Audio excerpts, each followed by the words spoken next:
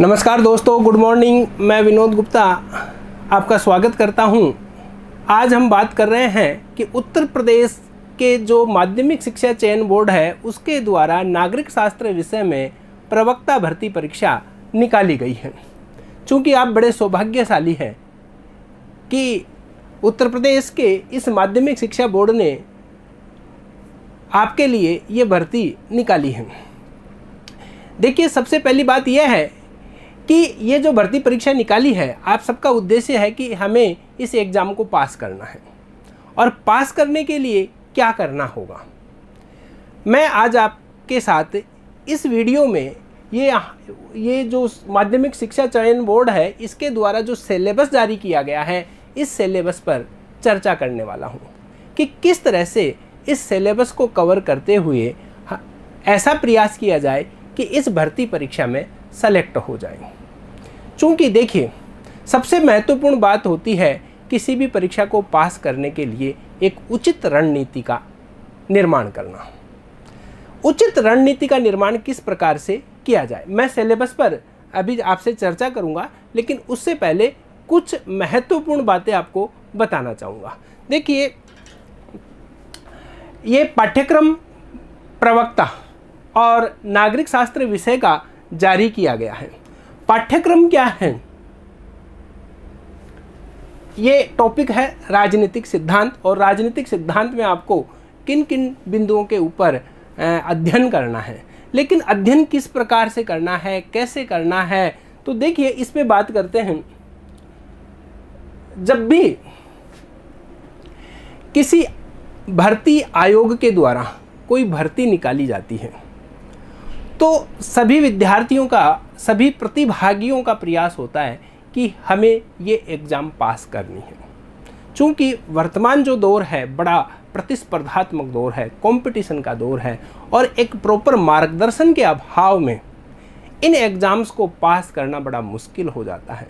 आप जानते हैं कि किसी भी भर्ती परीक्षा में लाखों की संख्या में फॉर्म भरे जाते हैं और सेलेक्ट होने वाले या जो पोस्ट निकलती है वो मात्र कुछ सैकड़ों में या हज़ारों में निकलती है। कहने का मतलब जितने फॉर्म भरे जाते हैं उनके 1% भी विद्यार्थी सेलेक्ट नहीं होते हैं, या फिर हम यूँ कह सकते हैं कि जितने फॉर्म भरे जाते हैं सीटें उसकी 1% या हम यूँ कह सकते हैं 0.01% भी सीटें बड़ी मुश्किल से होती हैं। चूँकि इस प्रतिस्पर्धात्मक दौर में इस एग्ज़ाम को किस प्रकार से पास किया जा सकता है, सबसे महत्वपूर्ण बात यह है किसी भी एग्ज़ाम को पास करने के लिए कि उसका पाठ्यक्रम क्या है, सिलेबस क्या है। अगर सिलेबस का पता नहीं होगा तो फिर एक सही दिशा में तैयारी नहीं की जा सकती। सिलेबस के आधार पर आपको किस दिशा में किन किन बिंदुओं पर तैयारी करनी है, इस बात का मार्गदर्शन मिल जाता है। फिर एक प्रॉब्लम आती है विद्यार्थियों की कि अक्सर जब मैं पढ़ाता हूं तो कई विद्यार्थी पूछते हैं कि सर जो सिलेबस में है क्या उसी में से आएगा, कहीं बाहर से तो नहीं आ जाएगा। तो देखिए, इस तरह के जो भ्रम विद्यार्थियों में फैले हुए होते हैं या एक दुविधा की स्थिति में वो रहते हैं, तो ध्यान रखिएगा सिलेबस आपको कवर करना है। अगर आपने सिलेबस कवर कर लिया या सिलेबस के एक एक बिंदुओं को आपने एक अच्छी तरह से अध्ययन कर लिया, तो मैं मानता हूं कि आपके सिलेक्शन से कोई भी ताकत दुनिया की रोक नहीं सकती। लेकिन कई बार क्या होता है, आपको लगता ऐसा है कि ये प्रश्न सिलेबस से बाहर आया है, लेकिन वो प्रश्न कहीं ना कहीं उस सिलेबस से जुड़ा हुआ होता है। एक बार का एग्जाम्पल मुझे याद है, एक प्रश्न आया था और वो प्रश्न यह था कि 1935 के अधिनियम को दास्ता का घोषणा पत्र किसने कहा। चूँकि जो सिलेबस उस एग्ज़ाम का था, उस सिलेबस में 1919 या 1935 के जो अधिनियम थे वो उस सिलेबस का हिस्सा नहीं थे। तो जैसे ही एग्ज़ाम देकर के बाहर निकले विद्यार्थियों ने कहा कि ये जो क्वेश्चन आया था वो सिलेबस से बाहर आया है। तो कुछ मेरे स्टूडेंट्स थे, उन्होंने भी मेरे को कहा कि ये सिलेबस से बाहर आ गया सर। तो फिर मैंने उनको कहा कि आपके सिलेबस में थिंकर्स है और थिंकर्स में पंडित जवाहरलाल नेहरू आपका शामिल है। तो कहीं ना कहीं पंडित जवाहरलाल नेहरू आपके सिलेबस में शामिल है थिंकर्स के रूप में, तो जब आप पंडित जवाहरलाल नेहरू को पढ़ते हो तो 1935 के अधिनियम के ऊपर उन्होंने क्या टिप्पणी की थी, तो कहाँ ये सिलेबस से बाहर है। इसको हम सिलेबस से बाहर होने का आरोप नहीं लगा सकते। तो कहने का मतलब यह है कि हमें इस तरह के जो दुविधापूर्ण स्थिति है उस दुविधापूर्ण स्थिति में नहीं पढ़ना है। बस केवल हमारे सामने जो सिलेबस के बिंदु है उन सिलेबस के बिंदुओं को यदि हमने कवर कर लिया और अच्छे से कवर कर लिया तो मैं मानता हूं कि आपका सिलेक्शन श्योर है। तो पहली बात आपका सिलेबस, और सिलेबस चूंकि आपके बोर्ड के द्वारा जारी किया जा चुका है तो इसलिए स्थिति क्लियर हो चुकी है कि हमें किन किन बिंदुओं पर यानी किन किन टॉपिक्स के ऊपर अध्ययन करना है। अब सिलेबस के बाद में दूसरी बात आती है मार्गदर्शन। देखिए सिलेबस आपको मिल गया है, लेकिन अगर सिलेबस मिलने के बाद में एक प्रॉपर मार्गदर्शन आपके पास में नहीं है तो फिर आप एक उचित दिशा में या सही दिशा में तैयारी नहीं कर पाएंगे। मार्गदर्शन कहाँ से मिलता है? क्योंकि मैंने देखा है, क्योंकि मैं खुद प्रतियोगी परीक्षाओं से जुड़ा हुआ हूँ, लंबे समय तक मैंने बहुत सारी प्रतियोगी परीक्षाएं दी है और जो शुरुआती दौर था उसमें काफ़ी परीक्षाओं में असफल हुआ और बाद में सफलताओं का दौर भी बहुत लंबा था। तो कहने का मतलब यह है कि एक मार्गदर्शन कहाँ से मिलेगा और उस मार्गदर्शन को हमें किस प्रकार से काम में लेना है। अगर सही मार्गदर्शन मिल जाता है तो किसी भी विषय की या किसी भी परीक्षा की तैयारी का 50% मैं मानता हूं कि 50% रास्ता अपने आप खुल जाता है। अक्सर हम करते क्या हैं, हम हार्ड वर्क करते हैं और कई विद्यार्थी कहते हैं कि मैं पढ़ाई कर रहा हूँ, इतनी देर तक पढ़ाई कर रहा हूँ, 6 घंटे पढ़ना चाहिए, 8 घंटे पढ़ना चाहिए, 10 घंटे पढ़ना चाहिए और 10 घंटे पढ़ने के बावजूद भी मेरा सिलेक्शन नहीं हुआ। चूँकि देखिए ये 6 घंटे पढ़ना, 8 घंटे पढ़ना, 10 घंटे पढ़ना, ये बातें कोई मायना नहीं रखती है। मायना रखती है कि आपने किसी विषय का कितना गहनता से अध्ययन किया है, आपने किसी भी टॉपिक को या टॉपिक में शामिल अवधारणाओं को या किसी कॉन्सेप्ट को कितने अच्छी तरह से समझा है। अगर आपके कॉन्सेप्ट समझ में आ गया है, आपने उस विषय को, उस टॉपिक को समझ लिया है, उसके सार तत्व को समझ लिया है, उसकी बेसिक बातों को अपने माइंड में सेट कर लिया है, तो इसका मतलब आप ये कहें कि 8 घंटे पढ़ना है, 10 घंटे पढ़ना है, वो सारी चीज़ें कोई मायना नहीं रखते। बस बात इतनी है कि जो भी पढ़े, जितना भी पढ़े, चाहे कम समय के लिए पढ़े, लेकिन उसको अच्छी तरह से सोच समझ करके पढ़े। एक बात, हार्ड वर्क नहीं करना है, सॉफ्ट वर्क करना है। सॉफ्ट वर्क का मतलब यह है कि किसी भी टॉपिक में यह पता होना चाहिए कि मुझे इसमें से क्या पढ़ना है, कौन कौन सी बातें पढ़नी है, या कहाँ कितना ध्यान देना है, या कौन सी चीज़ एग्जाम की दृष्टि से यानी एग्जाम ओरिएंटेड है। तो कहने का मतलब यह है, मैं अभी आपसे डिस्कस करूँगा सिलेबस पे, तो मैं आपको बताऊंगा कि कौन कौन से जो बिंदु हैं या किसी भी बिंदु के अंदर या किसी भी टॉपिक के अंदर आपको किन किन चीज़ों के बारे में अध्ययन करना है और कहाँ से आपके प्रश्न बनते हैं। जब मैं विद्यार्थियों को पढ़ाता हूँ तो उसी समय बता देता हूँ कि यहाँ से आपके एग्ज़ाम में प्रश्न बन सकता है, और जहाँ से एग्ज़ाम में प्रश्न बनता है अगर आप उन चीज़ों को अच्छी तरह से तैयार कर लो तो आपका सिलेक्शन हो जाएगा। देखिए कोई भी पेपर आता है, मान लीजिए कोई पेपर है एग्जाम का और उसमें 100 प्रश्न आते हैं। अब किसी भी कंपटीशन एग्जाम को फाइट करने के लिए ज़रूरी है कि आप 20 प्रश्न उस पेपर में ऐसे तैयार कर लो, यानी ऐसे वाले 20 प्रश्न आप सोल्व कर दो जो उस प्रकृति के हैं जो आपको सिलेक्शन दिलवा सकते हैं। कहने का मतलब देखिए 100 प्रश्न में से 40-50 प्रश्न तो ऐसे आते हैं जो बिल्कुल या इस तरह के होते हैं कि करीब करीब तैयारी करने वाले सभी विद्यार्थियों के वो प्रश्न सही हो जाते हैं। कम से कम 15-20 प्रश्न ऐसे होते हैं जो प्रश्न अक्सर या अधिकांशतः सभी जो कंपटीशन में भाग लेने वाले प्रतिभागी हैं उन सब के गलत हो जाते हैं या उनको उन प्रश्नों का कहीं अता पता नहीं चलता है। अब बात रहती है बीच के जो प्रश्न है, 20 से लेकर के 30 प्रश्न, ये जो प्रश्न है ये ऐसी प्रकृति के हैं कि ये प्रश्न अगर आपने सही कर दिए तो वहाँ आपको लीड मिल जाती है, वहाँ आप कंपटीशन फाइट करने की स्थिति में आ जाती है। तो कहने का मतलब, आप किसी भी पेपर को सॉल्व करते हो तो उस समय आपको यह ध्यान में रखना है कि मुझे ऐसे प्रश्न जो मैंने तीसरी कैटेगरी में आपको बताए हैं, यानी एक तो बिल्कुल इजी प्रश्न होते हैं जो सब कर सकते हैं, दूसरे जिनका अता पता नहीं होता है, और तीसरे प्रकार के प्रश्न होते हैं जो आपको मेरिट दिलवा सकते हैं, और वो प्रश्न आपको सोल्व करने होते हैं।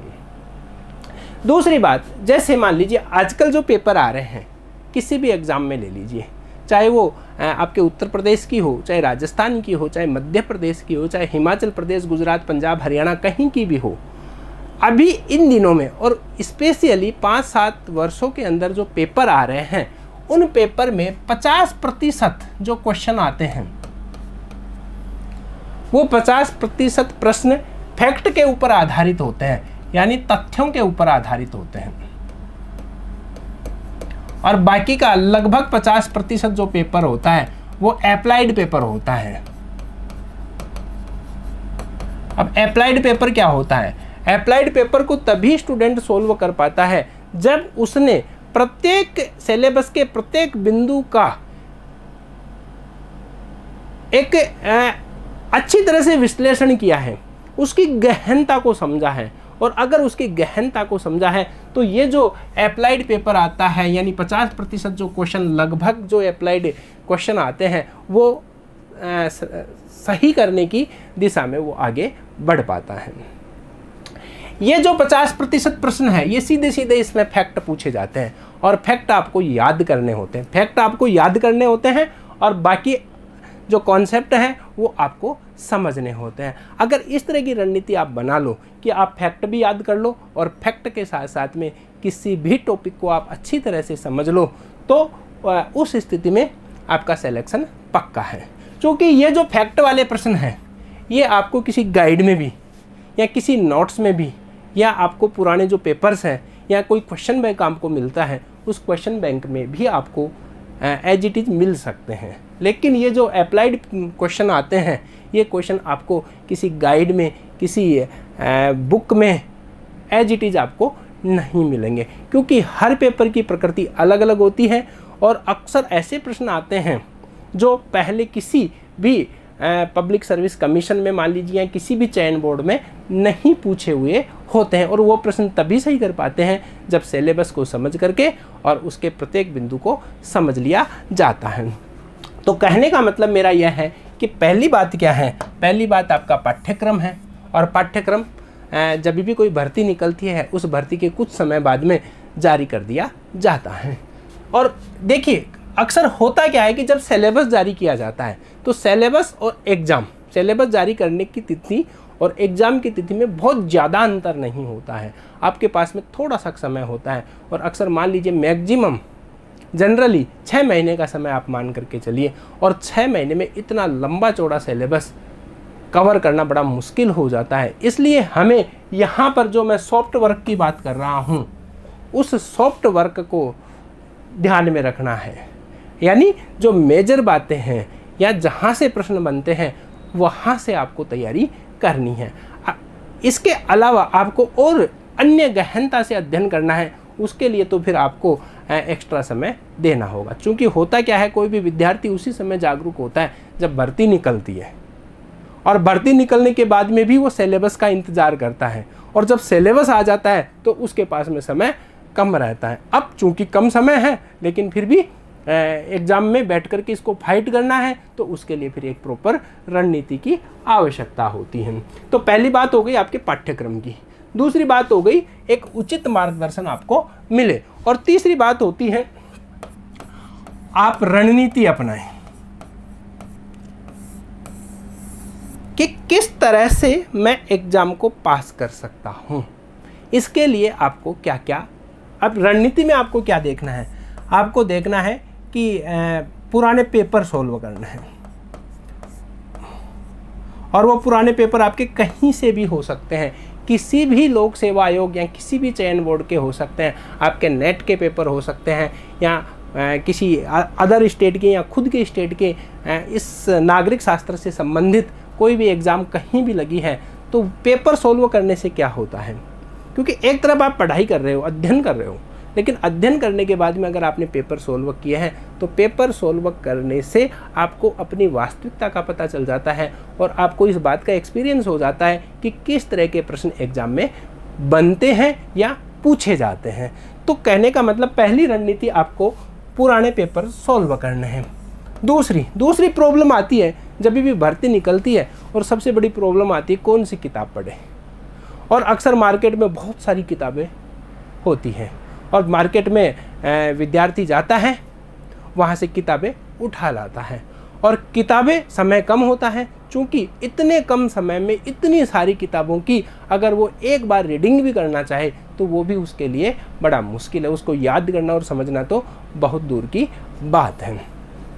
तो किताबें कौन सी होनी चाहिए, या तो किताबें ऐसी होनी चाहिए जो उच्च स्तरीय किताबें हों या जिनमें एक अच्छे तरीके से विश्लेषण करके समझाया गया हो। तो कहने का मतलब पुराने पेपर सोल्व करने हैं, अच्छी किताबों का अध्ययन करना है और इसके अलावा परीक्षा में एग्ज़ाम देते समय क्या रणनीति अपनानी है, इस बात को ध्यान में रखना है। अक्सर जब मैं पढ़ाता हूँ तो कई स्टूडेंट्स मेरे को पूछते हैं कि सर कितने नंबर लाने हैं इस एग्ज़ाम को पास करने के लिए। कौन सी एग्ज़ाम? कंपटीशन एग्ज़ाम को पास करने के लिए है कि जैसे मान लीजिए 100 नंबर का आपका पेपर है और विद्यार्थी पूछते हैं कि सर पिछली बार जो सिलेक्शन हुआ था वो 70% पे हुआ था, तो अब की बार भी 70% पे या 75 पे सिलेक्शन हो जाएगा। ऐसा कुछ भी नहीं है। पेपर की प्रकृति के ऊपर निर्भर करता है कि कट ऑफ मार्क्स कितने जाते हैं। मान लीजिए आप इस 70 को आधार बना करके चल रहे हैं और सिलेक्शन तो आपका 90 पे होगा, या मान लीजिए 95 कट ऑफ जा रही है और आप तो 70 मान करके बैठे हैं, या फिर पेपर की प्रकृति ऐसी आई है कि हो सकता है आपका सिलेक्शन 40% पर ही हो जाए। तो कहने का मतलब यह है मेरा कि इन सारी जो उलझनपूर्ण बातें हैं, इन बातों में आपको नहीं पढ़ना है कि कितनी कट ऑफ जाएगी, कितने फॉर्म लगे हैं, कितनी सीटें हैं, एक सीट के पीछे कितने फॉर्म हैं, कितने लोगों को सेलेक्ट करना है। तो ये सारी चीज़ें बस केवल मात्र तैयारी करनी है, और जिसने तैयारी कर ली, जिसने कर्म कर लिया, उसका सिलेक्शन पक्का है। और जो इन बातों में उलझा हुआ रहेगा वो उलझा हुआ ही रह जाएगा। तो इसलिए आपको क्या करना है कि इन सारी बातों को ध्यान में नहीं रखना है। बस कई बार क्या होता है, जैसे ही आपके सामने पेपर आता है, आप एग्ज़ाम में बैठे हो, एग्जामिनेशन हॉल में बैठे हो और आपके सामने पेपर आ गया, और एक्चुअल में हर स्टूडेंट की हैबिट होती है कि जैसे ही उसके हाथ में पेपर आएगा वो पेपर को खोल करके एक बार वो पूरे पेपर के प्रश्नों को सरसरी दृष्टि से देखता है। ये सारी बातें मैं मेरे एक्सपीरियंस के आधार पर बता रहा हूँ, क्योंकि मुझे खुद को करीब 18 साल का एक्सपीरियंस और बहुत सारी एग्ज़ाम्स मैंने दी है। तो हर स्टूडेंट्स की एक हैबिट होती है कि वो सबसे पहले उस पेपर को खोल करके देखता है कि इसमें कितने प्रश्न आए हैं या कैसे प्रश्न आए हैं, या जो मैंने याद किया है क्या वही आए हैं या दूसरे आ गए हैं। हर स्टूडेंट की हैबिट होती है। अब चूंकि होता क्या है कि मान लीजिए उस पेपर में ऐसे प्रश्नों की संख्या अधिक है जो उसने पढ़े नहीं हैं या उसको आते नहीं हैं, और जैसे ही उसको ये पेपर दिख जाएगा तो उसके माइंड में 2-3 बातें आ जाएगी, क्या मेरा सिलेक्शन नहीं होगा, या मैं इसमें सेलेक्ट नहीं हो पाऊंगा, मैं तो गया काम से। आपको ऐसा नहीं सोचना है। और मान लीजिए हो सकता है पेपर इतना अच्छा आया है, इजी पेपर आया है कि 100 में से आपको लगता है पेपर पन्ने बदलने पे कि भाई मैं इसके अंदर 70-80 प्रश्न 90 प्रश्न मेरे लगभग सही हो सकते हैं, जबकि पिछली बार तो कट ऑफ 70 ही गई थी तो मेरा सिलेक्शन हो जाएगा। अरे नहीं, कोई गारंटी नहीं है कि वहाँ आपका सिलेक्शन हो जाएगा। क्यों? क्योंकि आपने मान लीजिए 100 में से 90 प्रश्न सही कर दिए, और दूसरे वाले जो आपके कॉम्पिटिटर है अगर उन्होंने भी 90% सही कर दिए, उन्होंने 92 सही कर दिए, या सब ने ही इससे ज़्यादा सही कर दिए, तो आप 90 करके आपने कौन सा तीर मार लिया। तो कहने का मतलब ये सारी बातें उस समय एग्जामिनेशन हॉल में आपको उलझना नहीं है, आपको केवल यह ध्यान रखना है कि जो पेपर मेरे सामने आया है मैं उस पेपर में बहुत अच्छा से अच्छा करूं।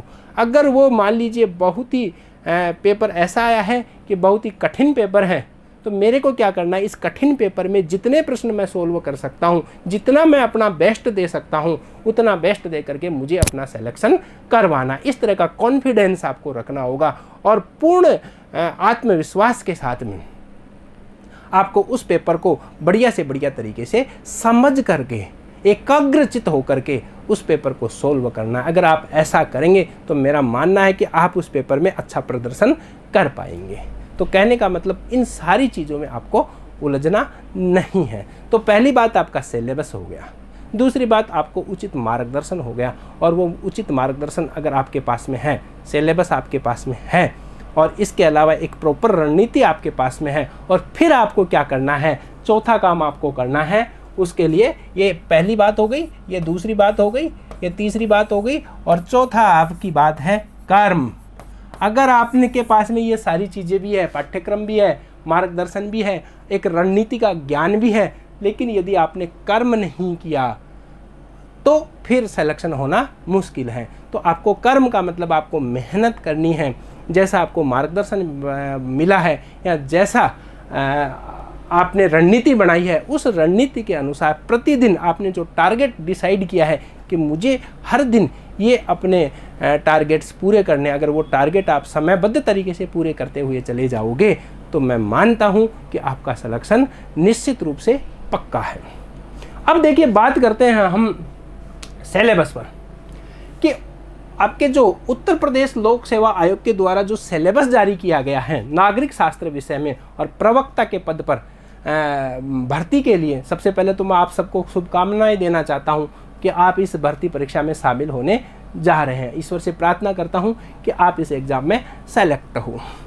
पहला जो आपका बिंदु है वो है आपका राजनीतिक सिद्धांत, और राजनीतिक सिद्धांत में आपको किन किन टॉपिक्स के बारे में अध्ययन करना है। राजनीति शास्त्र की परिभाषा, विषय क्षेत्र और अध्ययन की पद्धतियाँ। अब देखिए इसके अंदर ये जो टॉपिक आपका दे रखा है राजनीति शास्त्र की परिभाषा, क्षेत्र और अध्ययन पद्धतियाँ, अब इसमें आपको क्या करना है, इसमें आपको राजनीति शास्त्र क्या है, इसकी जो डेफिनेशन है, आपके जो ट्रेडिशनल और मॉडर्न जो अप्रोच है यानी परंपरागत दृष्टिकोण के आधार पर और आधुनिक दृष्टिकोण के आधार पर क्या क्या इसकी परिभाषाएं हैं, कौन से विद्वान ने कौन सी परिभाषाएं दी है, इसके क्षेत्र को समझना है। और क्षेत्र को समझने के बाद में इसकी जो अध्ययन पद्धतियां हैं, कौन कौन सी अध्ययन पद्धतियां हैं, जैसे आगमनात्मक अध्ययन पद्धति है, निगमनात्मक अध्ययन पद्धति है, तुलनात्मक अध्ययन पद्धति है, दार्शनिक अध्ययन पद्धति है, आनुभविक अध्ययन पद्धति है, और वो अध्ययन पद्धतियाँ क्या होती है और उनका प्रतिपादन किन किन विद्वानों ने किया है, वो सारी चीज़ें आपको यहाँ पर समझनी है। और साथ ही ये जो राजनीति शास्त्र की परिभाषा विषय और क्षेत्र है, इसमें आपको परंपरागत दृष्टिकोण और आधुनिक दृष्टिकोण दोनों दृष्टिकोण देखने हैं। आधुनिक दृष्टिकोण में आपको जो व्यवहारवाद है, आधुनिक राजनीति है, उस आधुनिक राजनीति की क्या विशेषताएं हैं, वो परंपरागत राजनीति से किस प्रकार से भिन्न है। और आपको एक चीज़ यहाँ पे ध्यान में रखनी है कि 1970 के बाद में राजनीति विज्ञान की जो प्रकृति और क्षेत्र में बदलाव आया है, एक बदलाव जो हम ट्रेडिशनल पॉलिटिक्स में देखते हैं, दूसरा बदलाव हम 1945 में जब द्वितीय विश्व युद्ध समाप्त हुआ था उसके बाद का बदलाव देखते हैं, और एक बदलाव 1970 के बाद में, यानी 70 के बाद में क्या हुआ था, राजनीति विज्ञान के नए नए क्षेत्रों को इसमें और शामिल कर लिया गया था। तो उन बदलावों को भी यहाँ पर ध्यान में रखना है। दूसरा आपका जो बिंदु है वो है राज्य। अब राज्य में आपको क्या क्या देखना है, राज्य की परिभाषा, तत्व, उत्पत्ति के विभिन्न सिद्धांत। तो सबसे पहले राज्य की परिभाषा क्या होती है, राज्य शब्द कहाँ से निकल करके आया है, कौन सी भाषा से निकल करके आया है, अलग अलग विद्वानों ने राज्य की क्या क्या परिभाषाएं दी है, और उनमें भी आपको ये ध्यान रखना है कि किसकी परिभाषा एग्जाम में अक्सर पूछी जाती है। जिनकी पूछी जाती रही है या पूछी जाती है उनको तो आपको अच्छे तरीके से याद करना है, और बाकी जो बहुत सारी परिभाषाएं हैं, और अक्सर होता क्या है कि इतनी सारी परिभाषाओं को याद करना कई बार पॉसिबल नहीं होता है। तो उसमें आपको क्या करना है, जो प्रमुख जो विद्वान हैं और जिनकी परिभाषाएं पूछी जाती है उनको तो आपको अच्छे से देख लेना है, और बाकी को सरसरी दृष्टि से आपको समझने की ज़रूरत है।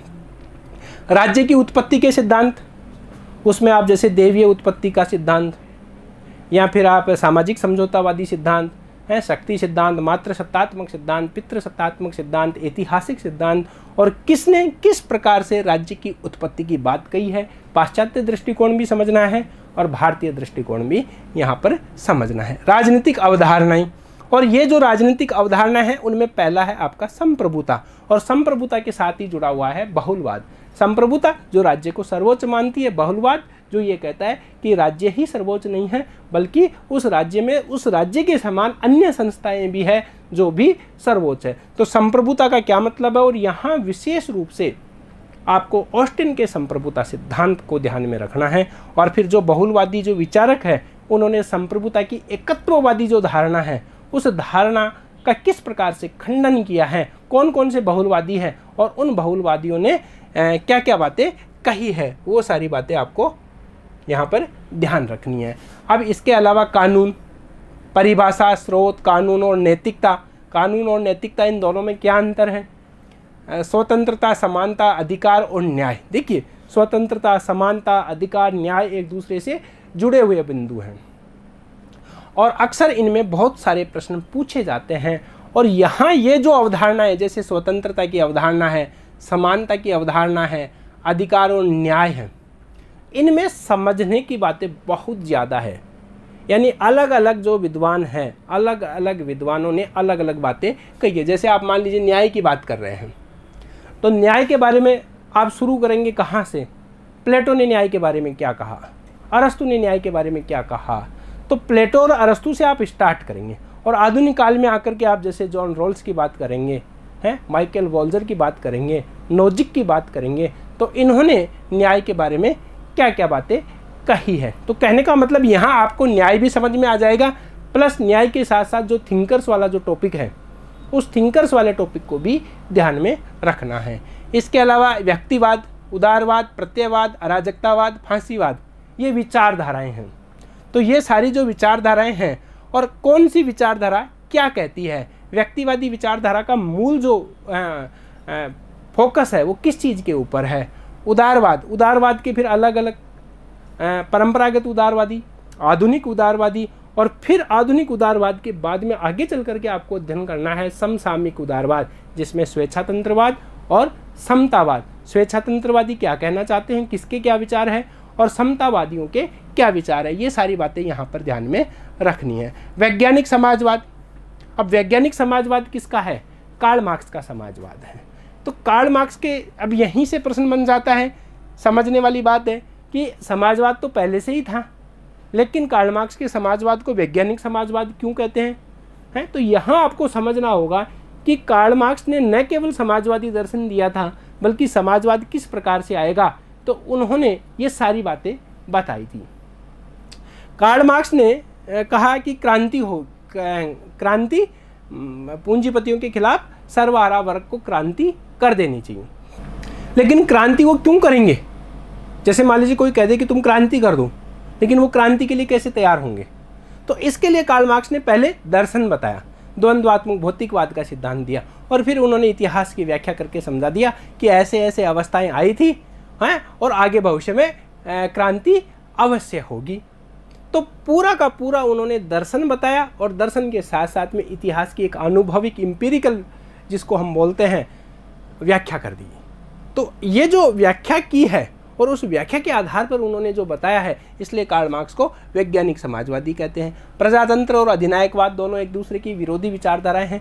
प्रजातंत्र का मतलब क्या होता है, इसके कौन कौन से रूप हैं, प्रजातंत्र की कौन कौन सी अवधारणाएं हैं, अधिनायकवाद के क्या क्या लक्षण हैं, और राजनीतिक दर्शन। राजनीतिक दर्शन में आपको देखना है कि दर्शन और विज्ञान इन दोनों में क्या अंतर होता है। तो ये सारी बातें आपको यहाँ पर समझनी है। इसके बाद में आपके आ जाते हैं थिंकर्स, और थिंकर्स में आपके सिलेबस में है प्लेटो और अरस्तु। प्लेटो और अरस्तु दोनों यूनानी राजनीतिक चिंतन हैं। तो इनके प्लेटो और अरस्तु के जो विचार हैं वो यूनानी पृष्ठभूमि पर आधारित हैं या तात्कालिक परिवेश से प्रभावित है। तो किस प्रकार के इनके विचार है, कौन कौन से सिद्धांत इनके द्वारा प्रतिपादित किए गए हैं। हॉब्स, लॉक और रूसो, ये तीनों समझौतावादी विचारक हैं और इन तीनों ने यह बताया है कि राज्य की उत्पत्ति किस प्रकार से हुई है, ऐसा इन्होंने एक सिद्धांत दिया है। अब तीनों के जो विचार है वो होब्स के विचार, लोक के विचार और रूसो के विचार। जैसे होब्स ने निरंकुश संप्रभुता का प्रतिपादन किया है, निरंकुश राजा की बात कही है, लोक ने सीमित राजतंत्र की बात कही है, और रूसो जिन्होंने सबसे पहले प्रत्यक्ष प्रजातंत्र की बात कही थी। तो इन तीनों के जो विचार थे वो किस ऐतिहासिक पृष्ठभूमि से प्रभावित थे, या इनके समय का जो तात्कालिक वातावरण था उस वातावरण से किस प्रकार से प्रभावित थे और किस प्रकार से इनके विचार बने, और उन विचारों के कारण से इन्होंने राज्य की उत्पत्ति के सिद्धांत का प्रतिपादन किया। तो वो पूरा कॉन्सेप्ट आपको यहाँ पर समझना है। मॉन्टेस्क्यू जिन्होंने शक्ति पृथक्करण सिद्धांत से जुड़े हुए हैं, इसके अलावा J.S. मिल, कार्ल मार्क्स।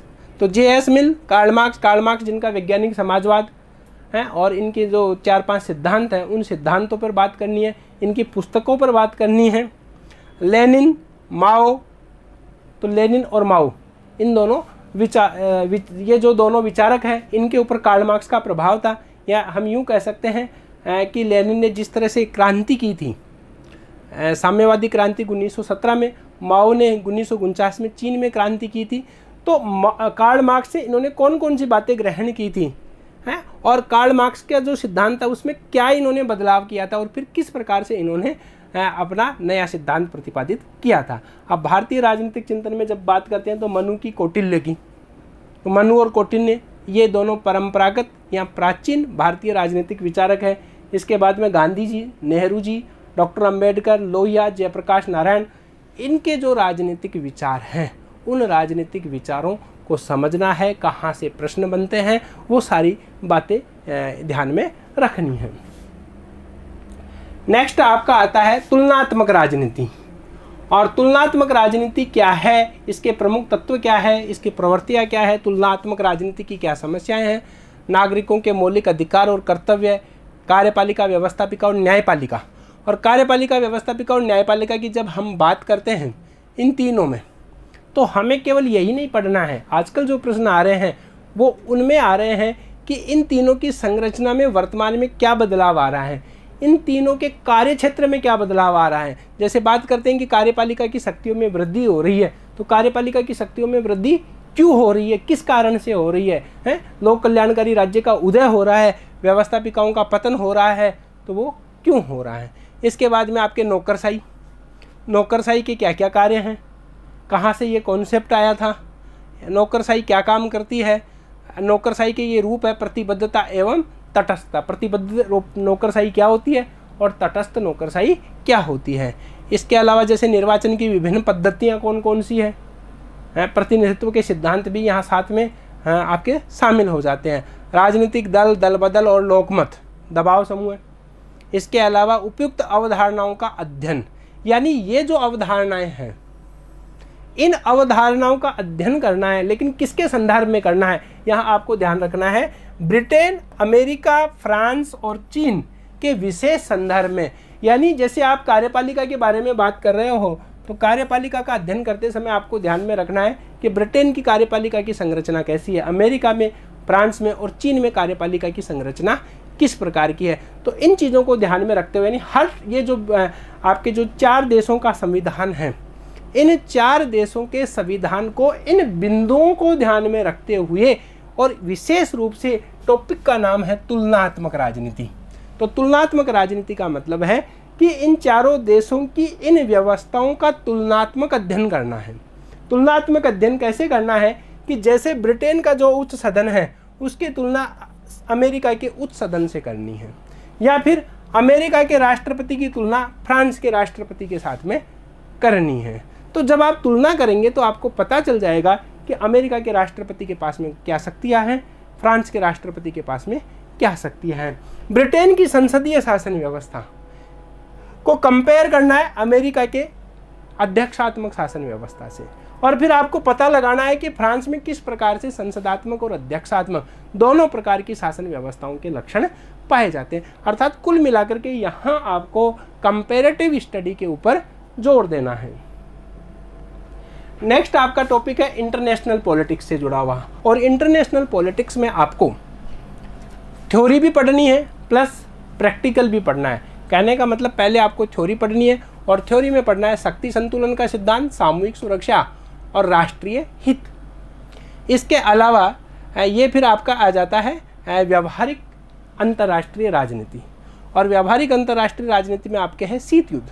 शीत युद्ध का प्रारंभ कहाँ से हुआ है? कुछ लोग कहते हैं 1917 की जो सोवियत संघ की क्रांति हुई थी, आंद्रे और फोंटेन, वहाँ से मानते हैं, और बाकी चर्चिल के फुलटन भाषण जो 1946 में दिया गया था। तो ये सारी बातें यहाँ से शुरू करके आपको बीच में एक जो समय आ गया था जिसको कहते हैं तनाव शैथिल्य दितांत के नाम से पुकारा जाता है, जहाँ शीत युद्ध कमज़ोर पड़ गया था 1963 से लेकर के 1979 यानी 63 से लेकर के 79 तक का जो समय था वो तनाव शैथिल्य का समय था।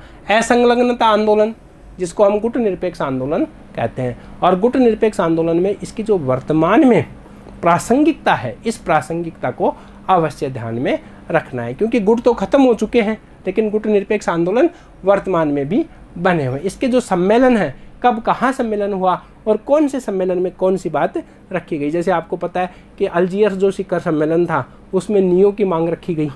तो ये भारत में 7वां शिखर सम्मेलन हुआ था, कब हुआ था, किसके समय में हुआ था, वो सारी बातें आपको यहाँ पर कुछ फैक्ट भी याद करने हैं और इसके प्रासंगिकता में इसको समझना है कि आज भी इसकी आवश्यकता क्यों बनी हुई है।